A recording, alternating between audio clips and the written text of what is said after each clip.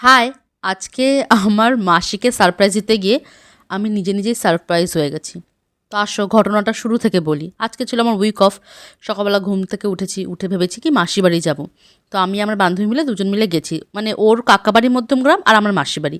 তো ও মধ্যমগ্রামে নেমে ও ওর কাকাবাড়ি যাবে, আমি আমার মাসির বাড়ি যাবো। তো যথারীতি আমি টোটোতে উঠে পড়েছি মাসির বাড়ি যাওয়ার জন্য। তারপর যথারীতি পৌঁছে গেছি। গিয়ে কি দেখছি জানো? মাসির বাড়িতে তালা ঝুলছে। ওরা গেছে কালীঘাট পুজো দিতে। একা একাই সারপ্রাইজ হয়ে গেছি। তারপর বান্ধবীকে ফোন করেছি, ও বলছে তুই আমার কাকা বাড়ি চলে আয়, কাকা বাড়িতে পিকনিক করবো। তো ওখানে গিয়ে যথারীতি আমরা সবাই পিকনিক করেছি। পকোড়া, কফি, মাংস ছিল, ফ্রাইড রাইস, ডাল, মাছ, পনির, অনেক আইটেম ছিল। যাই হোক খাওয়া দাওয়া করে বিকালে গেছিলাম আবার ছোটো মাসির বাড়ি। ওর ছেলে হয়েছে না, ছেলেকে দেখতে গেছিলাম। তারপর যাই হোক ওর ছেলেকে দেখলাম, দেখে কফি টফি খেলাম। খেয়ে এই যে দুজন মিলে এখন আবার বাড়ি আসছি।